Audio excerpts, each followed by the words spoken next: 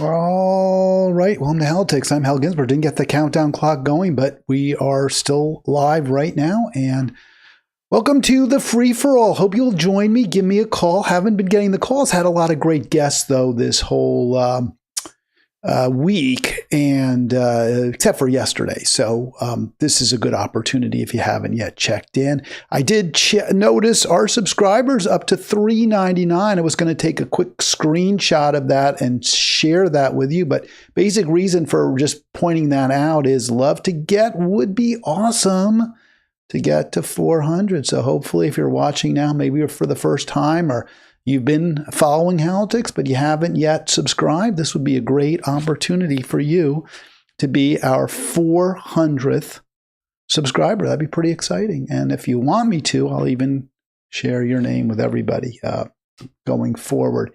240-242-5646 if you call. And yeah, if you do subscribe and I'm live, then call in and tell me that you subscribe. We do the calls here, and this is one of the ways I think Halitics is really unique, is we're about a dialogue. We're about a dialogue, how to make things just a little bit better in this country. I think most of us, and I don't care what political partisanship you embrace, whether you're hard right, hard left, which I'm sort of hard left, but if you listen to my program, certainly not on every issue.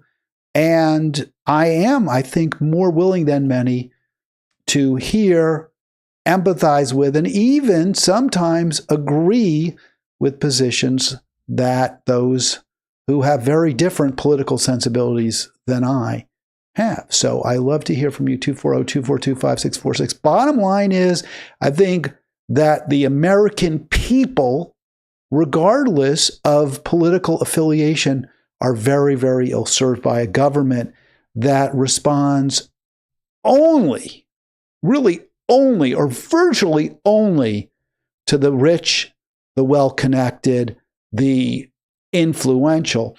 And the times when it doesn't respond to them, it responds to a kind of an parochialism. I don't want to use terms like racism, but a tribalism.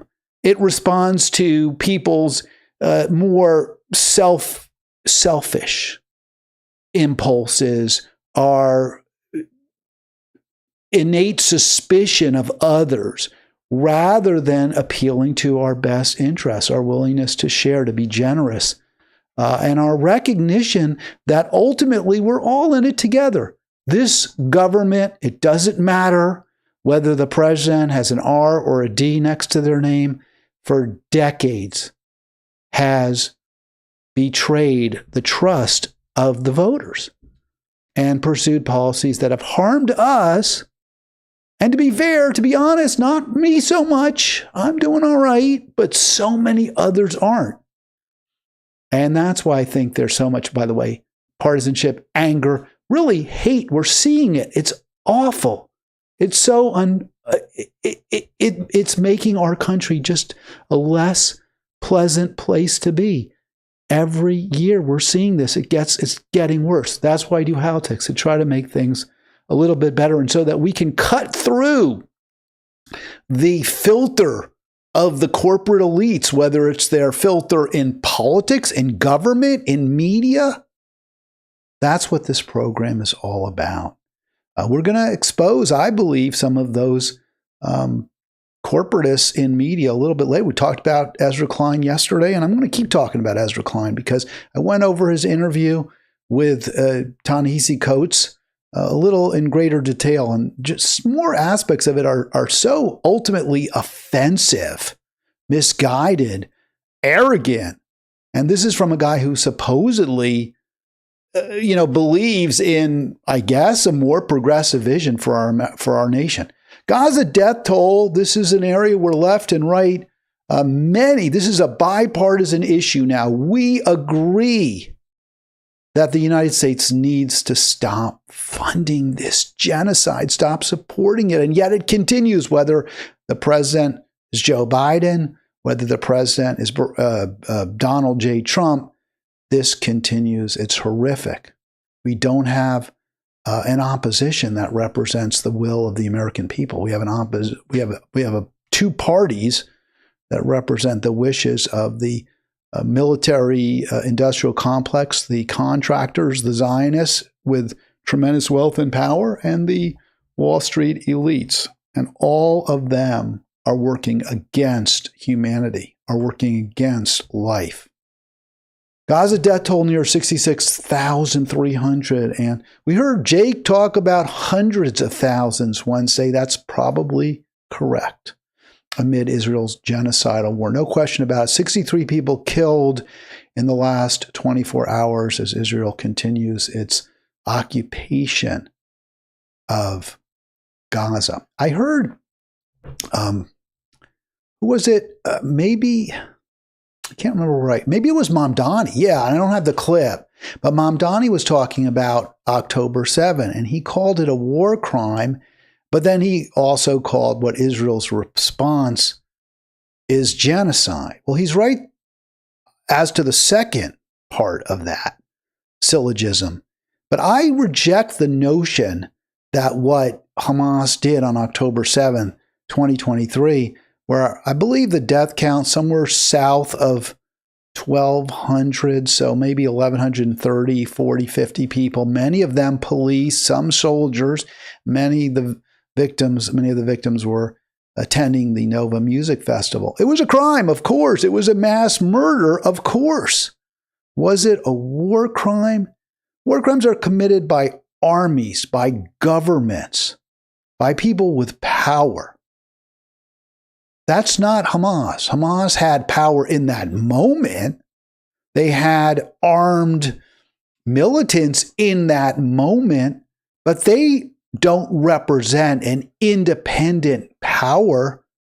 They don't represent a government that has autonomy over an area. Ultimately, they're an opposition group within Greater Israel, which exercises control over Gaza. So I don't know if you call that a war crime. It's more akin to, say, the governor of one state sending a state militia into another and killing people in that state. I guess that could be considered a war crime if you consider the governor's state militia as an army. But it really isn't, right? It's the U.S. Army. It's not the Army of Missouri. So I don't even accept that framing that what Hamas did is a war crime, because they're not in control of an independent military. All right, 240-242-5646. You can disagree with me if you want. I'm not trying to excuse what Hamas did. I'm pointing out that they are the representatives of an occupied, persecuted group of people within that's under the occupation of another country altogether. Another people who have made it abundantly clear that they have zero respect for, zero consideration for, zero empathy for, zero sympathy for the Palestinian people. Since October 7th, Israel and the U.S. have killed a minimum of 66,288 Gazans, including 63 additional reported dead yesterday and today. And we have the death count for Trump, along with, I guess, their buddies. I don't know. There's reports that there is trouble between Trump and Netanyahu. I don't really pay too much attention to that kind of gossip, because what I care about ultimately is, again, death counts. What I care about is policy, procedures, what's actually happening on the ground. The fact that there may well be people in Trump's administration, maybe Trump himself, who are angry at Netanyahu, who want Netanyahu to stop killing Gazans for a ceasefire. I have no idea if that's true. Maybe it's true. That seems to be what Axios is reporting. It doesn't matter to me. I care about the actual facts on the ground, not the personalities, except to the extent those actually do impact on the facts. And the facts on the ground is that Israel is doing whatever the hell it wants. It has complete immunity and impunity because of the Trump administration. And that is That is the war crime. That is the obscenity. That is the genocide that we're observing right now from our nation. All right. I mean, enough said. I really don't have much more to say about that right now in this moment. Unless someone wants to call me, I'm happy to talk to you. 240-242-5646. We're going to talk about Mamdani. We're going to talk about his position on Israel. We're going to talk, which I mentioned, but more, I guess, about what's happening in that race for the mayor of the city of New York and how the coverage of him is still unfair to him, is still negative, is still dishonest from the, quote, liberal media. 240-242-5646. I'll say one more frustration and then I'll move on. One of my great frustrations in this program is I don't always succeed, I do my best to be relatively, I don't want to say even-handed, but objective in my analysis of the parties, the politicians, the policies that they're proposing, the media figures. I try to be objective. Sometimes I get it wrong. I decide I got it wrong. I mean, I might be wrong, completely wrong. Of course I get things wrong. But ultimately, I may decide I was wrong. Sometimes I'm wrong and I never decide I was wrong. Sometimes I might be right and I think I'm wrong. Regardless, I do the best I can. But what frustrates me so much is that people are so prepared to criticize when I don't share their views. And they seem to forget that on many issues we do align. So, I've been very, very critical of the Democrats. And when I am, some Democratic aligned folks get really angry. And I get attaboys from those who aren't Democratic aligned. But when I criticize other groups or other policies, not Democratic ones, I may get some approval from some approbation from those who don't like the Democrats, but the Democratic aligned folks get really angry. I think what we really need to do is address every issue, every policy on its own and to the extent it impacts on and is related to others, rather than look at individuals and judge them because they take one position that we don't like. And we do that over and over and over again. And I've seen that. I've seen that with people I interview. They have certain areas. We all do. If you don't share my view on this, I'm going to cancel you. I'm going to throw you out. I try really hard not to do that. I will say when it comes to the Gaza genocide, it's pretty tough for me. If you are supporting Israel, if you continue to believe we should be funding Israel, it's hard for me to take you seriously on any other issue. And the converse of that is, if you are prepared to speak out against Israel in this environment, then I kind of will view you as at least somewhat of an ally. Now, I don't view Marjorie Taylor Greene on balance as an ally, but I do really welcome her on Gaza, her outspoken criticism of Israel. I really do. And the fact that Charlie Kirk, who I disagree with so vehemently, not just on policy, but on substance, on style, not just substance, but style. The fact that he was, towards the end, at least somewhat willing to entertain criticism of Israel and even on occasion draw some distinctions between Israel and himself makes me feel that there was a real opportunity to work with, even with him, despite my disagreement with him on every other issue. A lot of people don't see it that way. They can't go issue by issue, but I think that way, where we view politics as purely binary, either you're with me or you're against me, is why we are where we are now. We have decided that it's the Democrats. If you're on the left, the Democrats are with me and the Republicans aren't. You hear that exact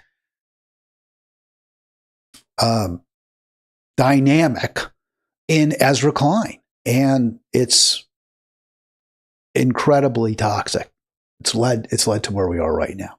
And I want to play this clip. This is Caitlin Collins. I posted this on Halitics. By the way, before we get to it, let me just again remind you, please do. I already mentioned this, but hey, if you haven't yet become my 400th subscriber, please go ahead and subscribe. Become number 400. We're on the way to 500 and hopefully some kind of monetization of this live stream. You can also join me on Halitics. Join Halitics on Facebook. One rule there, you got to be civil. You just can't. You can insult politicians. You can insult well-known personalities, but not people who post at Halitics. That is my one rule. You just don't get to insult.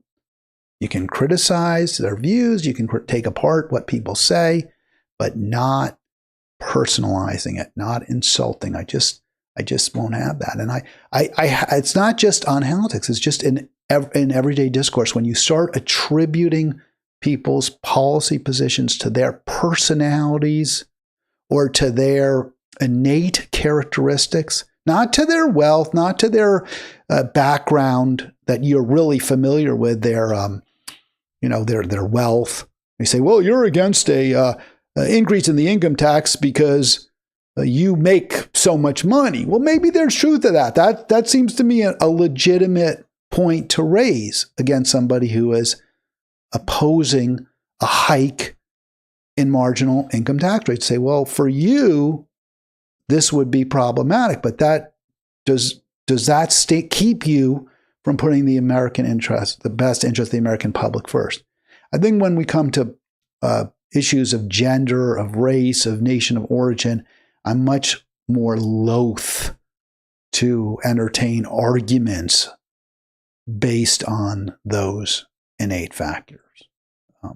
Not saying we shouldn't help people who are in marginalized communities or based on their status as a member of a marginalized group. Of course, I'm saying when you criticize someone because of their race, ethnicity, you attribute positions that they take to that. And I'll give you an example of that because, I have been pretty skeptical, shall we say, of reparations. I don't really support the notion of just simply redistributing money from one group of people to another based on their membership in a group that in the past has been marginalized. I'm not saying if they were personally harmed. A great example of that is in Seattle, Kshama Sawant wanted and got millions of dollars set aside to help people who had lived in certain neighborhoods that were decimated by specific government policies, like freeways that were built through neighborhoods, and they were never adequately compensated. So that's the kind of, call it reparations, I strongly support. I don't support reparations for people based on their membership in a group that in the past suffered victimization. That to me is a little bit different. I think we help people who need help right now. Everyone who needs help right now should get it. People who don't need help right now shouldn't get it, except in areas where obviously human rights. That's my view. Now, if you said to me, well, Hal, you're not a member of a group that's going to receive those benefits, so therefore you're against it. Okay, I think that's fair for you to say to me. I'll respond to it. I would never criticize somebody who is a member of a particular group that's demanding reparations. I would never say, well, you're a member of that group, so it'll benefit you. I wouldn't do that. I think that's where we draw the line. You shouldn't have to defend your position based on the criticism that you are a member of an innate group. You're a man. That shouldn't be a factor. The factor is, what's your position? Can you defend it? 240-242-5646. I don't know how clear I was, but if it was opaque, you are certainly welcome to call me for explanation. I posted this. This is, the budget standoff right now. Democrats have said to the Republicans, we're not going to agree to raise the constitutional budget deficit limit. Right? There's a limit. You can't go over it without, you can't. Government in this country cannot exceed a certain debt without that debt being, unless the debt limit is raised by Congress. Then you wouldn't be exceeding it. So Republicans slashed taxes on the rich. Trump specifically has poured billions and billions. He's massively increased the ICE budget as well as the Pentagon budget. Democrats do this too, but now it's the Republicans' turn. And Democrats have said, hey, we're not going to agree to raise that debt limit. We're not going to give you carte blanche to keep spending like a drunken sailor, to use a well-worn phrase, a shop-worn phrase. We're not going to give you that license unless you restore the cuts that you have already made that were passed for Medicaid and Medicare, because those are going to be terribly hardship. They're going to provide a terrible hardship. They're going to impose a terrible hardship on poor, struggling, working Americans. We're not going to allow it. Now, I have many, many problems with the Democrats, but they're right on this issue. This is correct.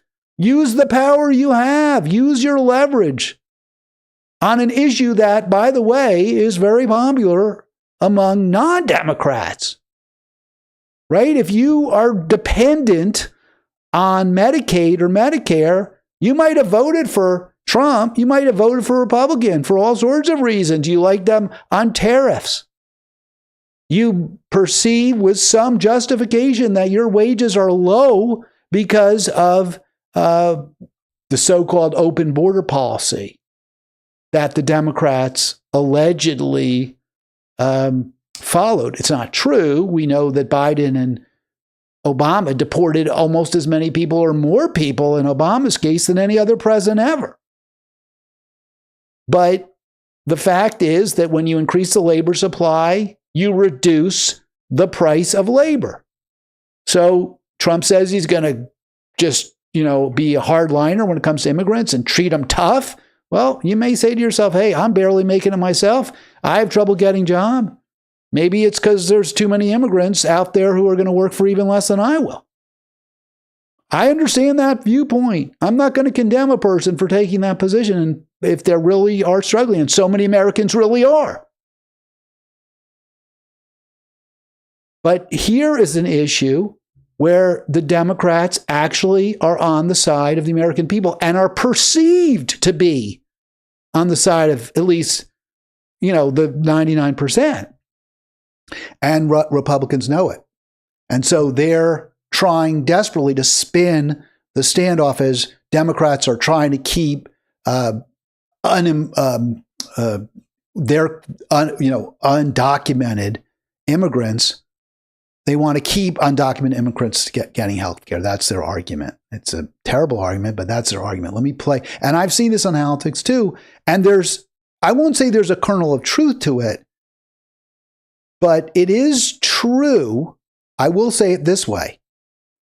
If the Republican budget cuts that to Medicaid and Medicare are go through and the Democrats cave, yes, that will negatively impact on undocumented immigrants, but that's not the reason that Democrats are fighting tooth and nail.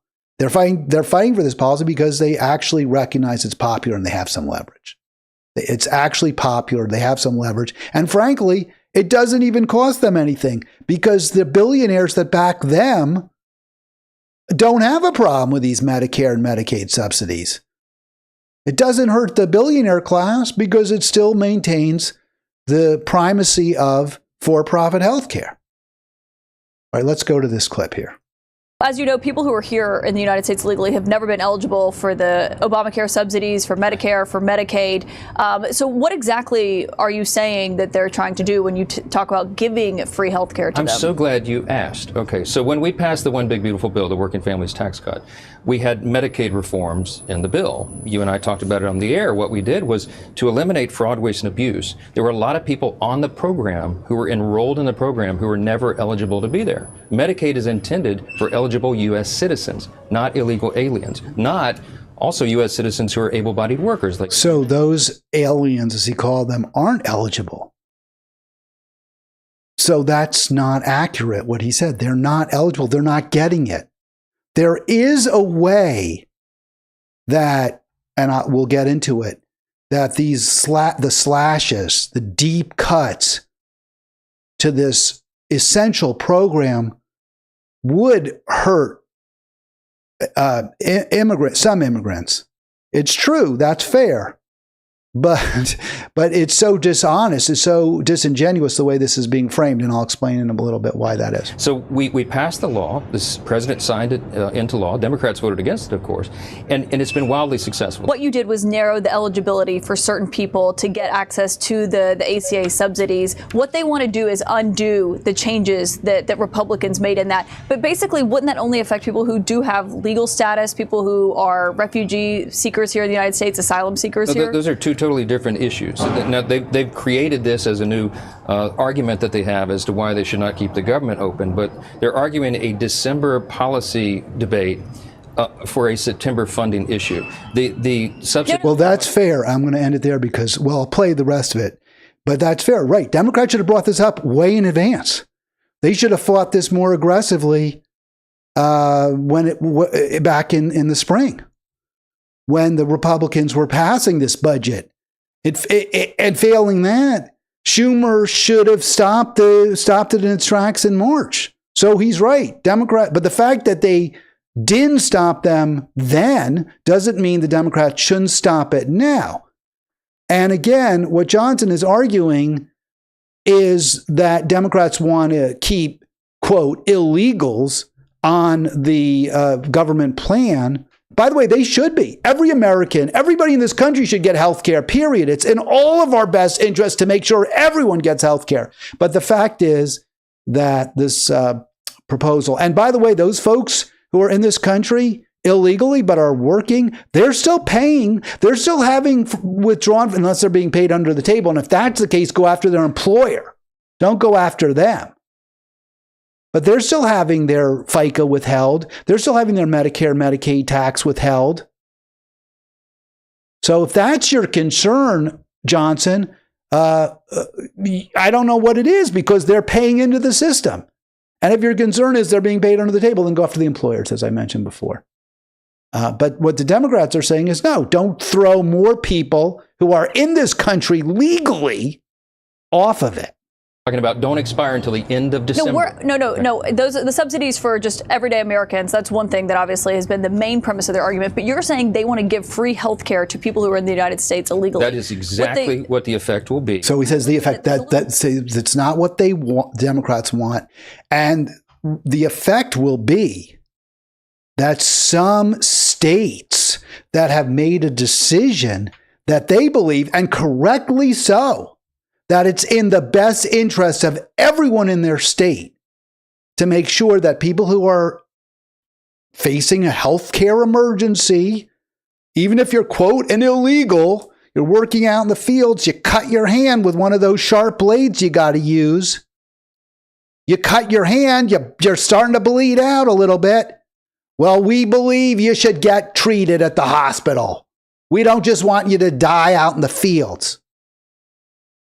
Well, that's the right policy. That's the correct position for the Democratic Party to take. But that's not the Republican view. And by the way, we're all better off when we make sure everyone has health care. It's amazing. It's quite astonishing to me, honestly, that people don't see this is really hard for me to understand. It really is. It's very disappointing. It's not, let me say it this way, it's not Christian. To say we oppose health care for people who are grievously wounded or injured, we don't want them to get any health care whatsoever, that seems to me very, very unchristian at a minimum. Okay, the reason this is happening, by the way, again, Republican slash tax on the rich, this is the primary reason, along with massive increases in funding for ICE and the military, that we're up against the budget deficit limit at all, and why Democrats have what leverage they have. Wouldn't you rather have, this is what I say to Republicans, wouldn't you rather have your tax money help poor families pay for health care than to kill Palestinians and round up immigrants and ship them to gulags? This is just not a difficult one. This is a no friggin' brainer. All right, let's get into why Johnson can sort of claim with a straight face that Democrats want to keep illegal aliens getting some kind of health care. And that's what the impact, the effect will be if they win, if they keep the cuts from going through. So what professor, I believe he's a professor, well, he's an expert. Will Dow talks about this, UC Berkeley Public Health. This is July 22nd. What do the looming cuts to Medicaid really mean? I'm not going to go through the whole article. It's very detailed. This is excellent. He really sets everything out very, very clearly. By the way, if you disagree, you think I'm wrong, let me know or put it in the comments section. From Daniel, more tax revenue from people and entities that can afford it. Yes. Cuts that hurt people. No. Of course. That's, again, why is this hard for people? I'd love to know why. And again, you want to criticize Democrats, I'm always here for you because they cut needed programs for people too. They've abandoned working people too. But the fact that the Democrats have done this, the fact that the Democrats are dishonest or hypocritical, doesn't mean that the Republicans can't also be. Why is Medicaid so important? Medicaid provides health insurance to low-income populations because private health care premiums have become so expensive as they have. Interestingly, a comment from somebody that I don't necessarily agree with on a lot of issues is correct. The Affordable Care Act has been a failure. It has not kept health care premiums down. It has been a failure. We need Medicare for all. Because private health insurance premiums have become so expensive, many on Medicaid would be uninsured if not covered by it. And others could pay for private insurance only by cutting back on other necessities that indirectly affect health. Well, or directly, right? Healthy foods. That pretty much directly affects your health. Extensive research has shown leaving your home that you're in now, you can't afford it. So you move into a neighborhood that's close to a power plant. Wow, that's going to directly negatively impact on your health. Extensive research has shown that cutting Medicaid coverage leads to worse health and increased risk of premature mortality. In other words, people die, right? Premature mortality, you die. This is a direct result, or this will be the direct result of the Republican budget, the cuts to Medicare and Medicaid. Something the Democrats 100% agree with Johnson. They should have been fighting this a lot louder, a lot earlier. They should never have agreed to this in the first place, as Schumer did when he rallied whip votes against a shutdown. So yeah, the Democrats are bad too, no argument. But now they're finally, not universally, you have some like Angus King in Maine. I'm not sure some of the others who actually voted against continuing the filibuster against passing the hike in the deficit. But hopefully they'll stick together. Furthermore, many are concerned that, now this is where we get to the issue of health care for immigrants. Many are concerned that increased state budgetary pressure from other provisions in that omnibus package could cause states such as California to decide to rescind state-funded healthcare assistance for undocumented immigrants. So here's the deal. Some states, like California, have made a decision, the right decision, to cover undocumented immigrants, at least emergency care. Even though they can't get reimbursed from that, they won't get any money from Medicaid, they can't. But they've said, yeah, we recognize these are human beings. These are people who are doing essential services for us. They're paying into the system. So therefore, we're going to cover them at least when it comes to emergency treatment.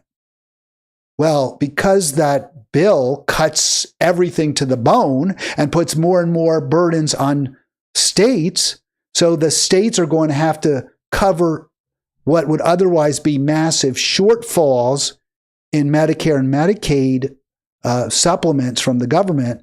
Now they're going to have to cover those. And that's, by the way, directly contrary to the purpose of those government programs. Those programs, Medicare and Medicaid, were enacted by the federal government to take the burden off of states and to make sure that poor, struggling, and working people and older people, seniors in in red states, in states that did not have any real protections when it came to healthcare emergencies, to cover them. The point was the federal government was going to take on itself the responsibility for covering healthcare for poor, struggling, working Americans in Medicaid who don't otherwise have coverage, and in Medicare seniors. That was the purpose. Now, what Trump is doing and what the Republicans are doing is slashing that to the bone. They're directly, fundamentally contravening the purpose of the law by shoving that financial responsibility on the states. The states have, under federalism, a lot of autonomy, a lot of opportunity, the right to choose how they're going to spend money that they raise through their taxing. And one of the ways that California and other states want to spend some of their tax money, which comes some of it from undocumented immigrants, is to provide health care for those immigrants, at least emergent care. But because the government is saying we're not going to provide any kind of funding for them, you're going to have to take your own money. You're going to have to find it somewhere. And one of the places they might find it is the care for immigrants. So that's the argument. But it's not a question of Democrats saying, oh, we have to fund through the Medicare program, the Medicaid program. No, that money is going to and designed for Americans. But the Republicans are going to underfund it to such a great degree that states will have no choice but to cover the shortfall. Maybe you like that. Maybe you want to see, poor, struggling, and working class Americans die prematurely, go into greater debt than they already are in, maybe go bankrupt. And you also get the added bonus of seeing a few illegal aliens probably die in the fields. Why is this all happening, by the way? I don't want to put this on the Republicans. I don't. If the Democratic Party had championed economic justice, progressive populism over the past 40 years, if they had been the party that foursquare stood for blue-collar, working-class Americans of every stripe, if that was the Democrat Party, this never would have happened. We'd never be in this place. But because both parties have declared war on working people, the Republicans have an opening. Their opening is, hey, we feel your pain, workers. We get it. And you know who's to blame for it? It's immigrants. It's people, lazy people. Not you, but people who don't want to work for a living. And because the Democrats aren't providing counter argument, no, it's the Wall Street billionaires.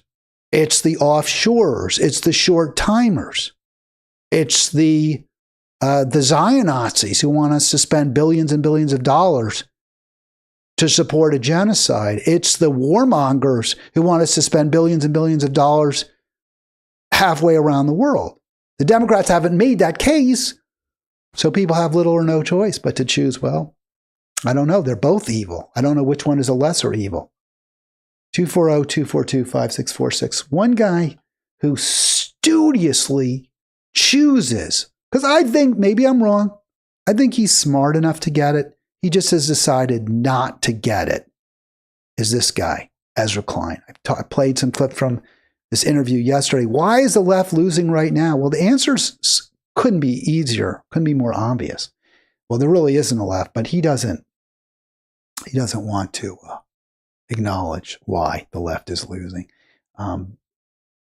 He doesn't want to, accept the elephant in the room that tells us why the left is losing. So let's go through it just a little bit more from what we talked about, adding on, piling on perhaps against Ezra Klein. So here, he asks a question. I know I played this a little bit yesterday, but I want to sort of set the table because it seems like the answer could be so obvious and he chooses completely to not get it. Let's go. Here we go. 12 years. Mm-hmm. And what I see having happened is we, the coalition I am in, the things I believe in, lost ground. And people determinedly worked to make that so. Charlie Kirk worked to make that so successfully, right? I think that when he began going to college campuses and putting out a sign at a table, what he was eventually going to build was not obvious, right? I think he worked. I think he was a successful political actor. And I think that from when in 2016, we lost to Donald Trump the first time, very narrowly, won the popular vote, right? And then in 2020, we almost lost to him and began seeing we were losing a bunch of voters we thought we were fighting for, right? Losing more working class voters, losing non-white voters, right? Something was changing, but we won, so okay. And then in 2024, we really got our asses handed to us. And we let a much more dangerous form of politics fully erupt. And I think that reflects strategic decisions they made. I think it reflects decisions we made. So I think for me, it's not enough to say we lost, their backlash is sometimes you lose. I think it requires like a very fundamental rethinking, like a disciplined strategic rethinking of what have we been doing? Why are people preferring this to us?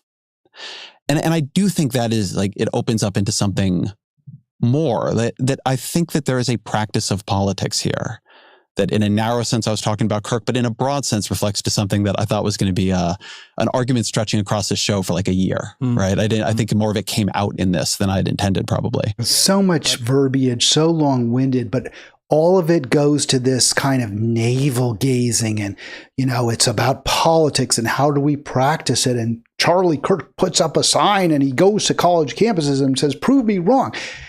But what is completely missing from Klein's analysis is policy, is programs.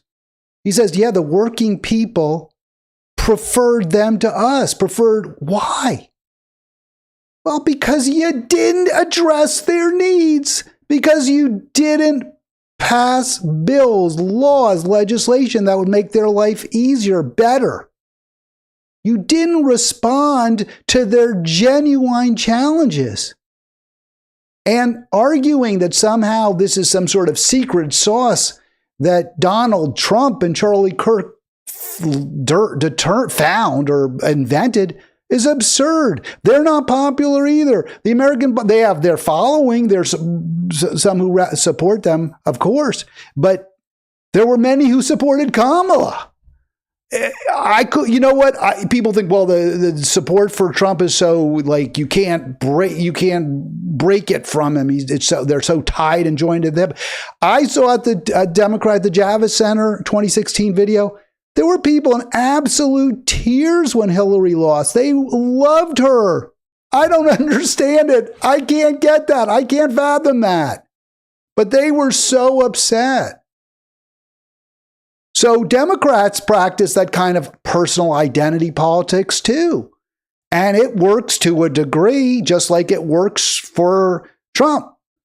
But ultimately, people vote because they think that the person they're voting for is going to do things that will make their lives better. So people voted for Donald Trump if they were rich because they thought he was going to give them a tax break. They voted for Donald Trump if they own military contractors because they thought they would get more military orders.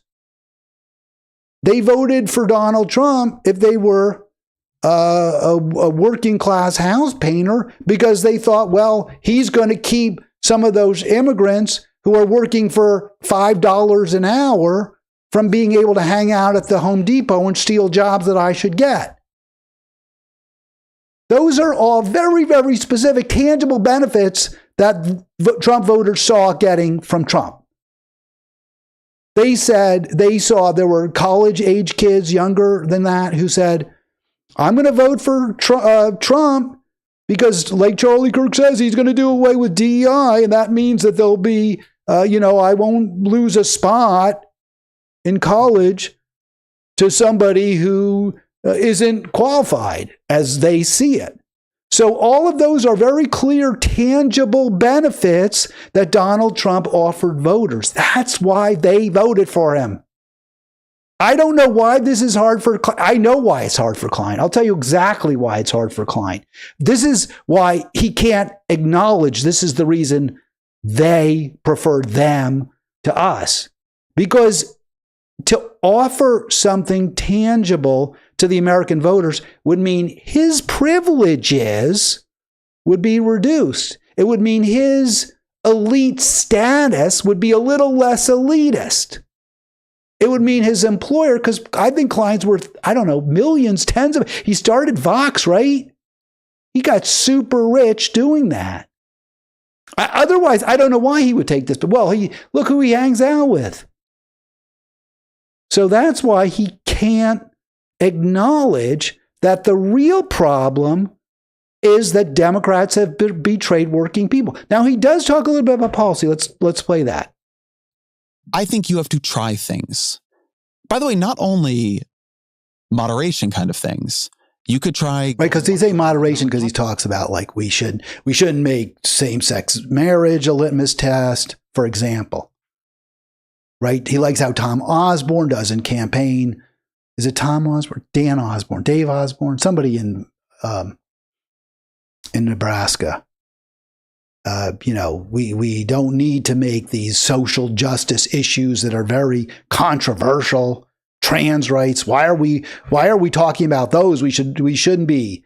But the reason you talk about those, Klein, is because you don't talk about economics, because you don't talk about the gaping holes in Obamacare and how it actually made things worse. You don't talk about stagnant wages. You don't talk about the bloated military budget.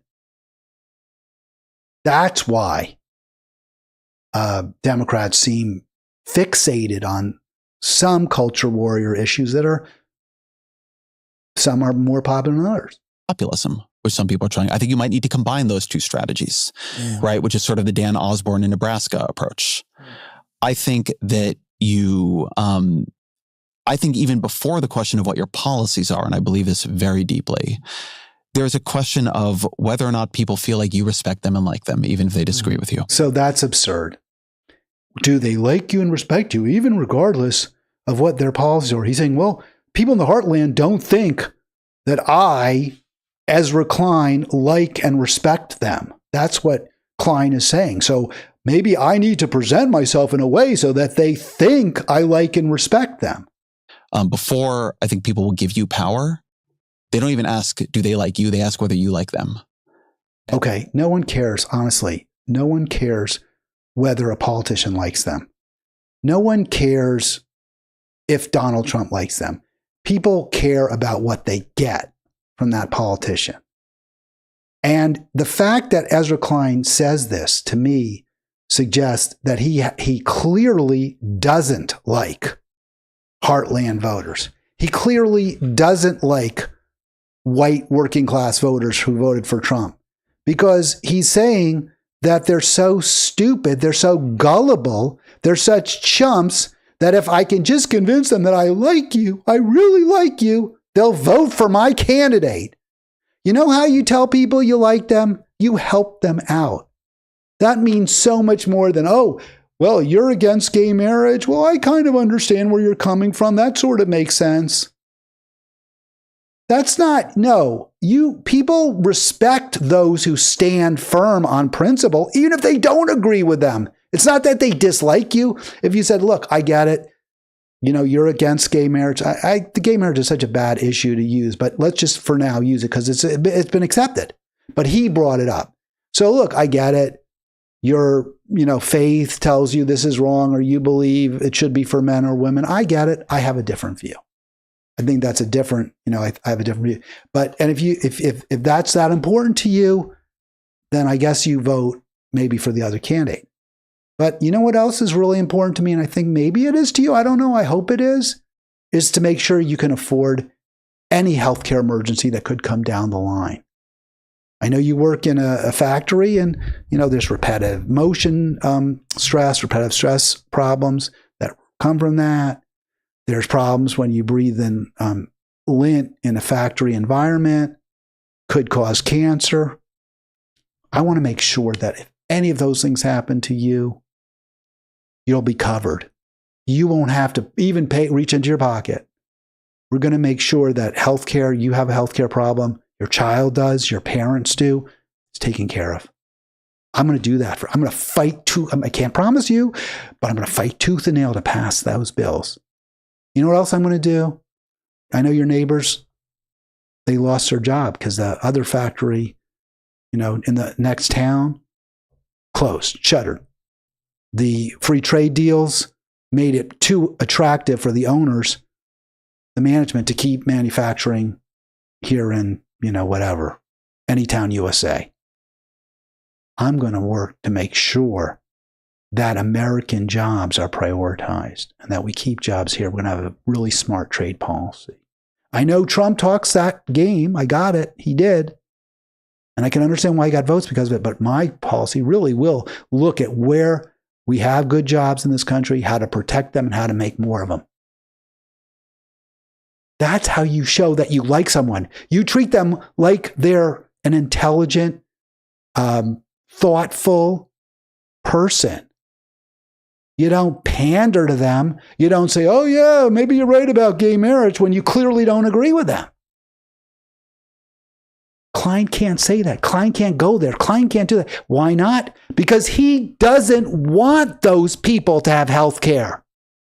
Because he doesn't want them to have good jobs that, that prioritize American working class salaries and employment over super low prices.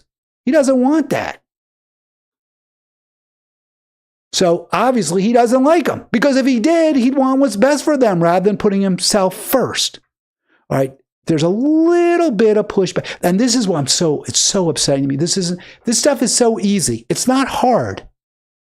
And yet Klein, who went to Harvard, I believe, and this guy's worth millions, and he got all that money. I'm not saying he's stupid. He figured it out.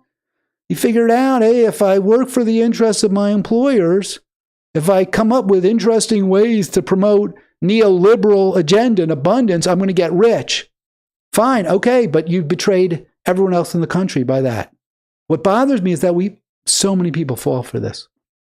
All right, Coates pushes back a little. Counter argument.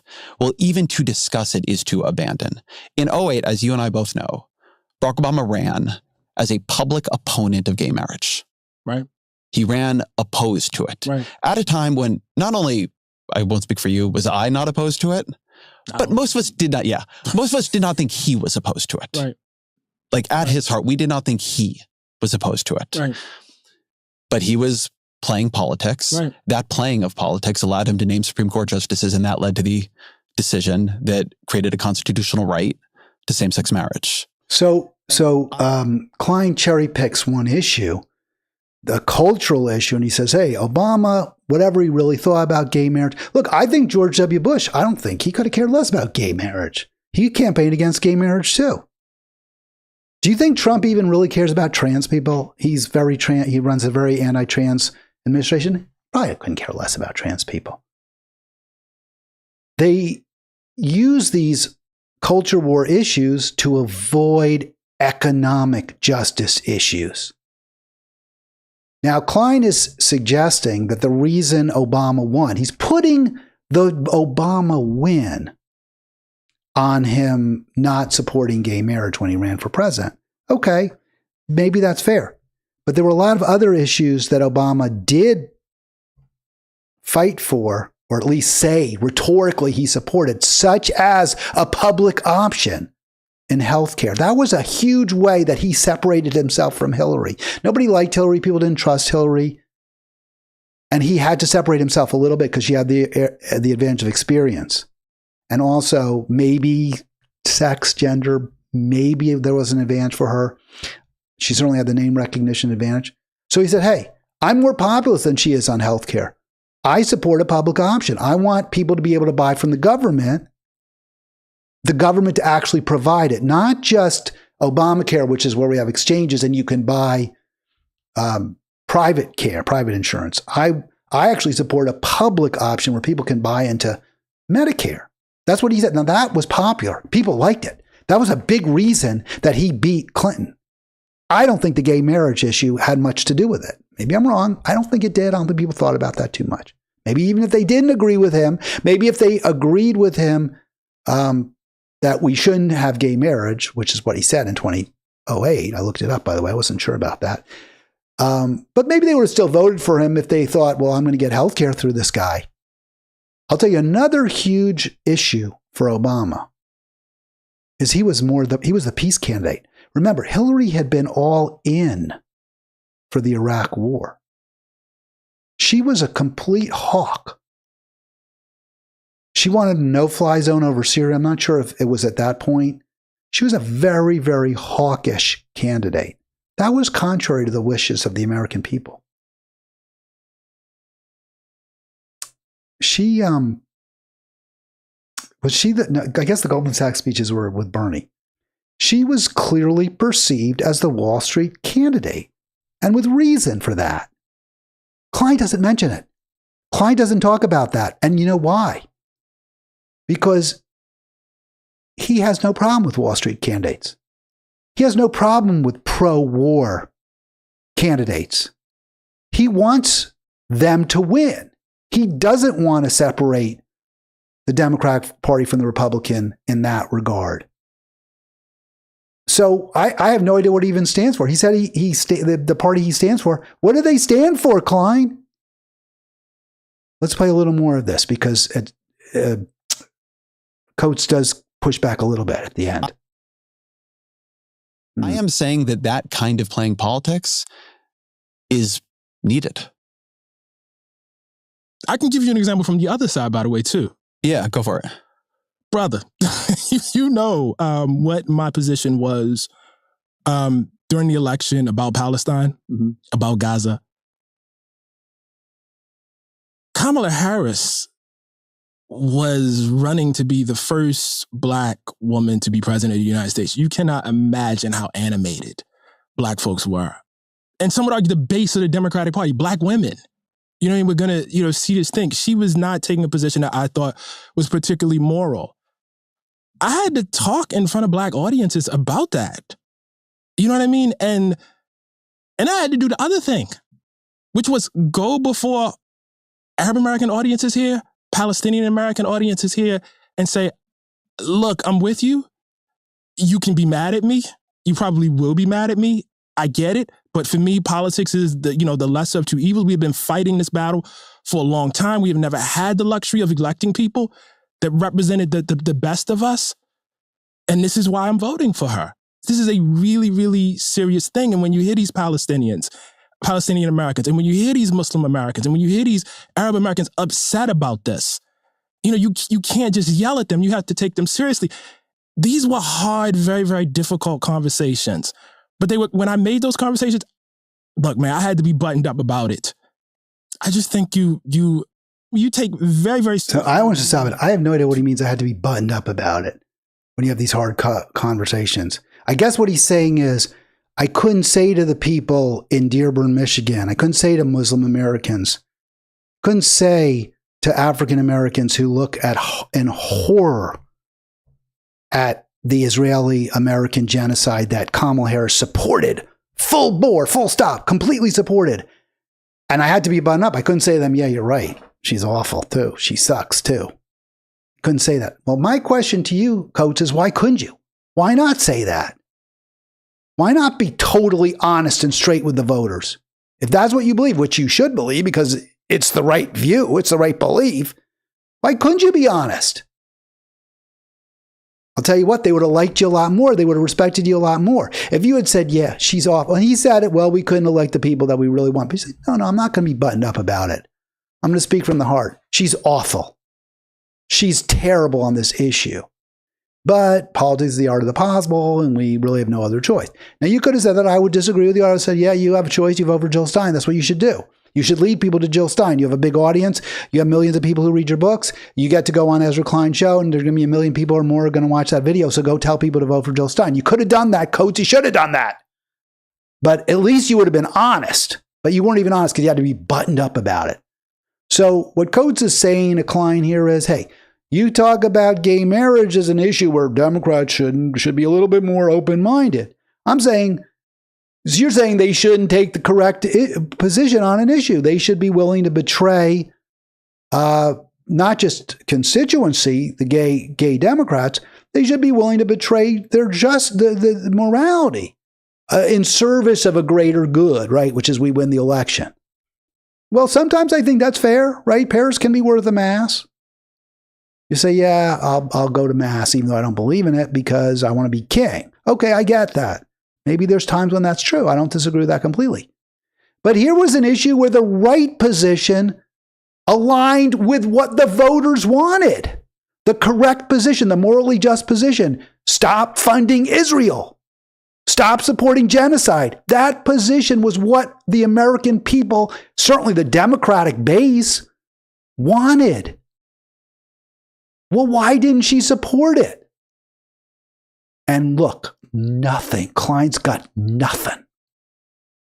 Well, the reason she didn't support it is because her donors, the 1.01%, supported Israel. That's why. He can't say that. But that's why you're losing. You want to know why you lose? That's why you lose. To convince people outside of the tent right now, right? So he's saying, well, so what Coates is saying is when you talk about gay marriage, you're trying to convince people outside the tent. But I'm saying we should work on convincing people inside the tent too, meaning like the black Democrats and the Muslims. But you know what? Those people outside the tent, a lot of them don't support Israel either. So you got a double whammy when you call for an end to support for Israel, when you say you're going to cut Israel off if you're the presidential nominee.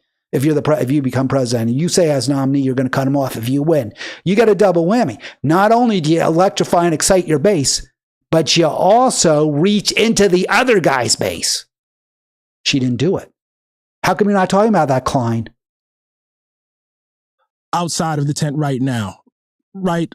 Like we have to convince them to come in. I guess what I want from you is I want you to take as seriously people who are in the tent and who are vulnerable and afraid. And if you have to convince them of something that's extremely, extremely uncomfortable, or tell them that you're taking a position that is extremely uncomfortable, I just think you owe them a little more. That's all I'm saying. Yeah, man. That's fine. I'll take it. But I want to. So look at it. Look at how dismissive. That's fine. I'll take it. And then he immediately moves over. He moves on to another issue. I'm not going to play more of it because I'm sick of him, but he immediately moves on. That's fine. I'll take it. Doesn't say, well, yeah, maybe we should have been more against the genocide. He supports it as far as I can tell. Well, he's been, that's not fair. I understand Klein actually has written against our even when I believe that, I haven't looked it up, but I understand he's written against the Harris-Biden full-throated, unwavering support for Israel. So he sees where he doesn't necessarily disagree with Coates on the issue, but he's like, that's fine, I'll take it. And then he doesn't even go there. He won't even talk about it because for him, policy should not be centered because we don't want to owe our voters good policies. We don't want to be responsible for improving the quality of their lives. We just want them to like us, and then they'll accept the turd sandwich that we shove down their throats and tell them it's a ham and Swiss. That's what he wants. Well, guess what? You can't have that. If that's what you're going to try to do, if you're going to shove turd sandwiches at voters, meaning free trade, endless war, those are the two big ones, but, for-profit healthcare. If that's what you're going to shove at voters and just say, yeah, well, our free trade isn't going to be as bad as their free trade, and our for-profit healthcare is going to have a little more subsidies than theirs. If that's going to be your position, our environmentalism, yeah, we'll have lots of fossil fuel plants, but we're also going to have solar power too. If that's your answer, that's your turd sandwich, you're going to lose. No one's going to want to eat that turd sandwich. No mention of jobs. I looked through this whole thing. I looked through the transcript. They don't ever talk about jobs. He doesn't talk about healthcare. He doesn't talk about the environment. The only environment he talks about is the media environment. Nothing about dirty land, polluted land and waters. But that's why Democrats lose. They lose because they don't talk about those issues. They don't respond to the voters. And people like Klein are so arrogant as to think that's not what voters care about. That's not what voters want. All right, this weekend, just real quick, because I talked about Palestine a lot there, I want folks to know, I will be, maybe you'll see me tomorrow. Yeah, it's tomorrow, right? Tomorrow's Saturday. Rise Up for Gaza, D.C. It's a Code Pink event. Starts at 2 p.m. down on Capitol Hill, I believe Independence and New Jersey. And I do have the link for it in the show description, so please do click it if you want to join me. If you want to join Code Pink, really, you want to be part of the Code Pink event because it's an awesome event. I mentioned, because we've gone over an hour now, I mentioned that the issue of Palestine and ending our unwavering, unquestioning support for Israel would be popular. It would help Democrats win. So you have a new poll out, even the New York Times, even Klein's, he should know this, by the way, I have a video, there's a really good video you might want to see. This is from the Young Turks. I'm not going to play it all the time, but there's a video from the Young Turks. They did a real good job dissecting Netanyahu's meeting with American influencers and how he's trying to control the message completely that goes out to especially the right wing. And he attacks Candace Owens and Tucker Carlson, who are famously critical of Israel. He attacks them as the Reich, like the Reich wing, like the Nazis. And I bring that up. I'm not going to play the clip. Because again, if you're Klein, you want to win elections, right? So there's this very sizable, maybe not a majority, but there's a very sizable number of Republican voters, especially Republican youth, who really are horrified by what Israel's doing. So why wouldn't you reach out to them? Why wouldn't you say, hey, I know we don't agree on a lot. I know we have issues on health care, whatever. But we're going to do what we can to stop killing Gazans with your money, with your tax money. Don't you think that would be a lot better, a lot more effective perhaps, than saying, oh, I really do like you. I really like you. Think about when you vote. You vote for someone because you think they like you, or do you vote for someone because they pursue policies you hope, or have pursued policies in the past you believe that will make your life or have made your life better? Well, you can see here, American support for Israel drastically declines. Of course, the Democrat Party way behind that trend, just like every other one. Republicans too. I saw this Polymarket. Just want to share this real quick because Zoran's getting some, as always, bad media attention. The latest story is about him calling for allegedly ending the gifted and talented program in the New York City public schools. That's not the case. That's not what he's calling for. We're going to play a clip real quick. But none of that seems to be impacting him. Right before Adams dropped out, I showed you the Polymarket. He was at Mamdani, about 86% chance. Earlier this morning, it was 90% likelihood of winning in Polymarket. So Mamdani continues to soar in the betting markets. Right before showtime, I saw it had come down to 89%. So it may be, it's right there in the 89.5, 89.4, 89.6 region. And so just depending where the bets come in. But either way, I'm going to look it up right now, see what I get. Back to 9. In fact, it's even stronger now. Let me share this with you because I showed you 90-10. It was down to 89-11, I think, just before showtime. And now we have it up to 90 to 9. So Cuomo's chances of winning are down to 9%, 1 out of 11. So even with Adams dropping out, that's pretty astonishing, really. All of the smears, all of the attacks, all of the disingenuousness against Mamdani not working. And this also proves what a load of crap Klein's ideology of, or I guess philosophy of politics are, which is, well, you try to, you pick and choose and, you play politics. And yet Mamdani has done that less than anybody else. He hasn't said, well, I'm going to pander to these voters and that voters. He was up like, I wish he was even more straight with voters. But he has taken positions that at least are with Klein and his employer are extremely unpopular. He hasn't played politics, at least not the kind of politics that Klein talks about. And he's thumping everybody. It's really a rebuke. This is a rebuke of the Ezra Klein style of politics, which is, move to the center. Don't talk about controversial issues. Adopt a conservative viewpoints. Mamdani doing just the opposite, taxing the billionaire class, taxing Wall Street. Yes, I would arrest Netanyahu if he came to New York City. Pretty astonishing, isn't it? So here they're going to frame him on gifted and talented program. And now to the New York City's mayoral race. Democratic candidate Zohran Mamdani says he would phase out the city's gifted and talented program in public schools by eliminating the accelerated learning program for children ages 5 and under. And all right, I'm going to stop it right there. It's dishonest. Not true. He's not eliminating the gifted and talented program. The gifted and talented program in New York City runs from K to 12. And I have a friend whose child was accepted into that program, I believe, at 4 years old, tested in. They had a remarkably great education in New York City public schools.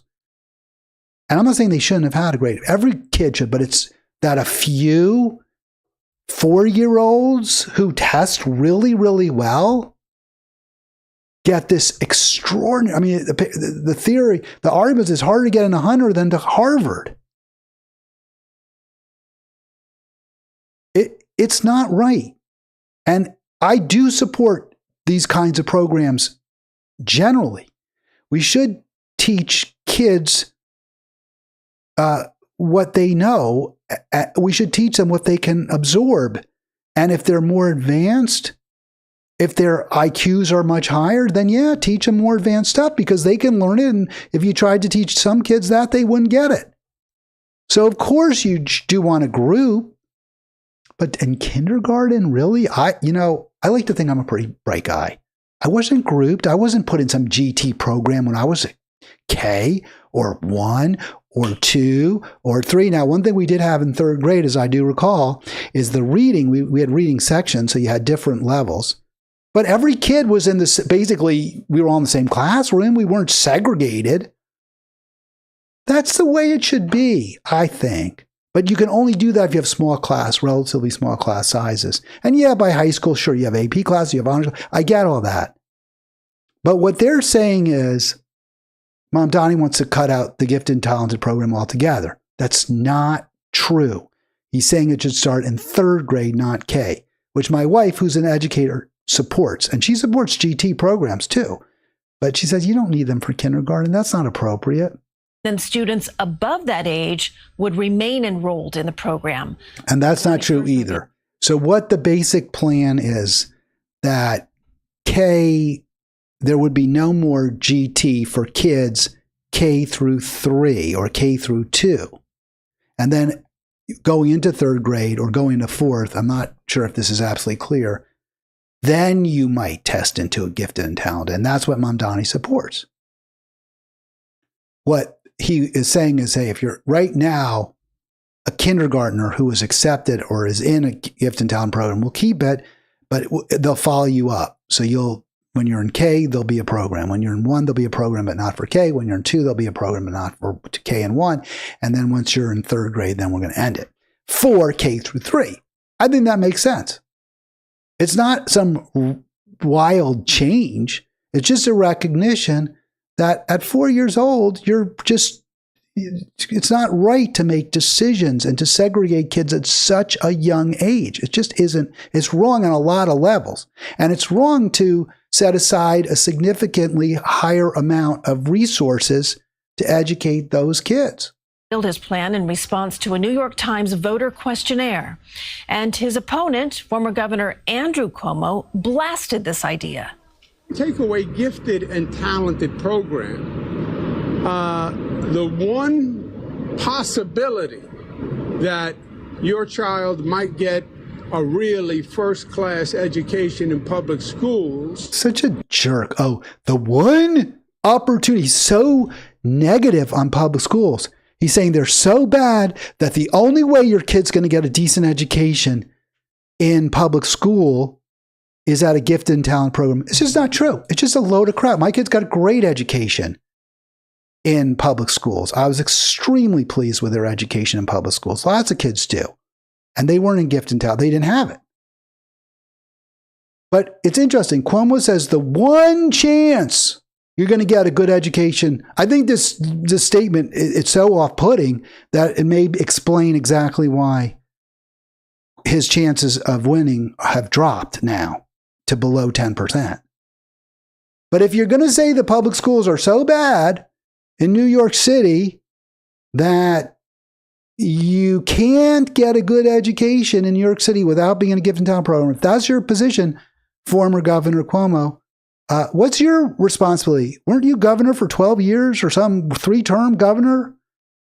So how did you create such a terrible public school environment as you describe it? Now, to be fair to Cuomo, I was reading his record on schools, and it was mixed. I mean, it wasn't the worst. Let's put it that way. It wasn't good, but he wasn't as bad as he might have been on public schools. And I don't want to spend a lot of time on this because it's obvious Mamdani should be the mayor.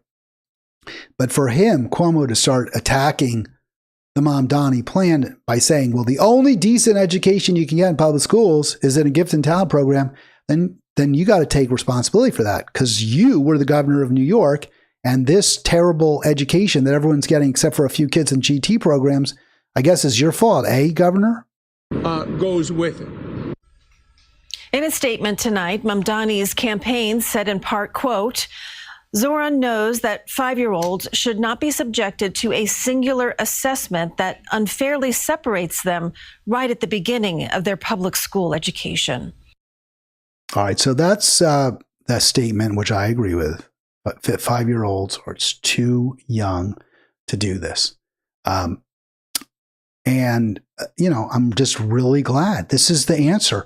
The answer to how can Democrats win? How can the left win? Why is the left not winning? The answer is Ezra Klein, Zohran Mamdani. Zohran Mamdani is how Democrats can win, how the left can win. The fact that you don't even mention him in your hour-plus long conversation with Ta-Nehisi Coates, which is supposed to be about finding solutions to Democratic malaise, the fact you can't even mention this energizing, energetic, young, left progressive Democrat, the fact you can't even mention him, that speaks volumes about why the Democratic Party is in the doldrums, why it is so reviled, so unpopular, why it isn't winning elections. I'll be back on Monday. Have a great weekend. Thank you so much for being part of Halitics.